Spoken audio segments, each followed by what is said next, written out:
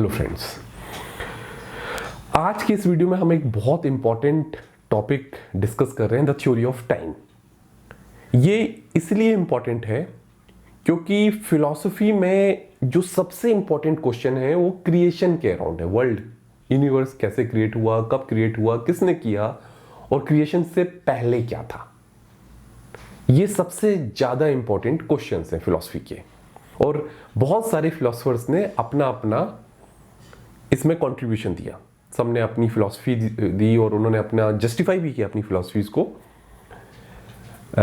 Saint Augustine the theory of time इसी से related है। इससे पहले कि हम बात करें थ्योरी ऑफ टाइम क्या है, ग्रीक जो फिलोसफर्स हैं, ग्रीक फिलोसफर्स प्लेटो या एरिस्टोटल, उनका क्या टेक है क्रिएशन पर, क्योंकि ग्रीक फिलोसफी बहुत पहले आई थी और सेंट अगस्तीन काफी बाद में है। तो जो एंशिएंट फिलोसफर्स थे उनका क्या टेक था क्रिएशन पे। तो जैसे अगर आपको प्लेटो की थ्योरी याद होगी, थ्योरी ऑफ फॉर्म्स, या उनका जो आइडियलिज्म था, उसमें क्या था कि एक फॉर्म होता है और मैटर होता है। तो जो गॉड है उन्होंने मैटर को एक फॉर्म दिया, एक शेप दिया, और उसी से वर्ल्ड का क्रिएशन हुआ, राइट। और एरिस्टोटल ने भी ऐसी कुछ बोला कि सब्सटेंस होता है, एटर्नल सब्सटेंस है, उसमें उसका कोई बिगिनिंग नहीं है, वो हमेशा से था और उसी से ये वर्ल्ड बना है, अल्टीमेट मैटर हो या कुछ उसको बोलते थे।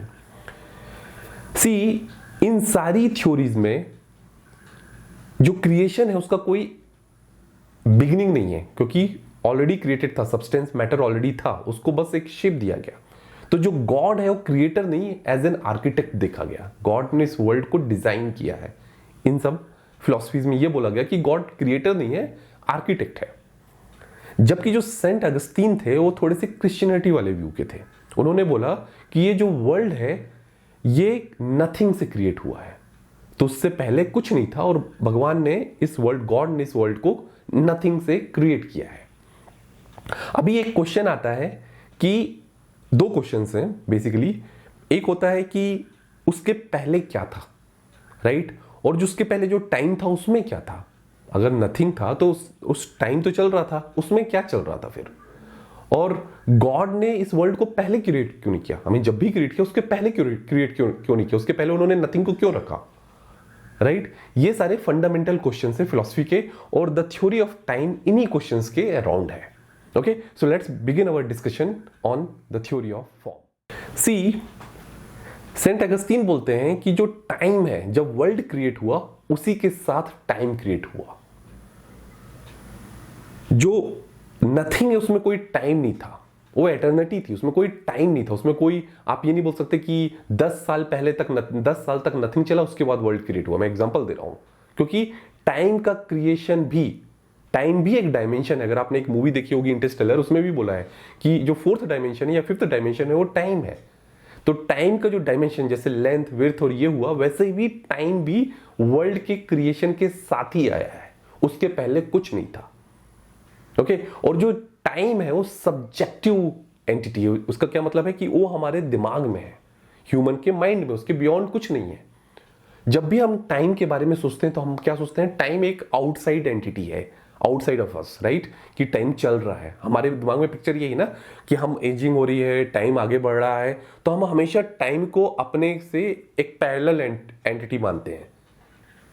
बट सेंट अगस्तीन बोलते हैं कि टाइम हमारे हेड में है। और टाइम को हम कैसे डिफाइन करते हैं, टाइम को हम 3 प्रोसेसेस से डिफाइन करते हैं, प्रेजेंट, पास्ट और फ्यूचर। जो प्रेजेंट है वो करंट इवेंट जो भी हो रहा है, जो अभी का हमारा लाइफ है। फ्यूचर है वो एक्सपेक्टेशंस है, वो हमारी हाइपोथेटिकल सिचुएशंस है, एक्सपेक्टेशंस है। और जो पास्ट है वो सिर्फ मेमोरी है, कोई एंटिटी नहीं है पास्ट, जहां आप जाके उसको एक बॉक्स है जहां आप निकालो ये मेरा पास्ट है, ये मेरा फ्यूचर है। ये एक मेंटल एंटिटीज हैं, मेंटल कंस्ट्रक्ट्स हैं, राइट। और सेंट अगस्तीन ने बोला है कि इसके बियॉन्ड टाइम होता ही नहीं है, और जो गॉड है वो बियॉन्ड टाइम है।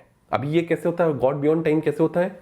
अगर मैं आपको एक एग्जांपल दूं, और बहुत ही प्रैक्टिकल एग्जांपल है। अगर आप मान लो स्पेस में, जहां दिन रात कुछ नहीं हो रहा, अंधेरा है, ठीक है, और से आप एजिंग नहीं कर रहे हो, आपकी कोई एजिंग नहीं हो रही, आप जिस स्टेट में अभी हो एग्जैक्टली वैसे हो, ना आपकी दाढ़ी बढ़ रही है, ना मूछें आ रही है, ना बाल बढ़ रहे हैं, ना कुछ सफेद हो रहा है, ना आप रिंकल्स आ रही है, आप एग्जैक्टली सेम हो।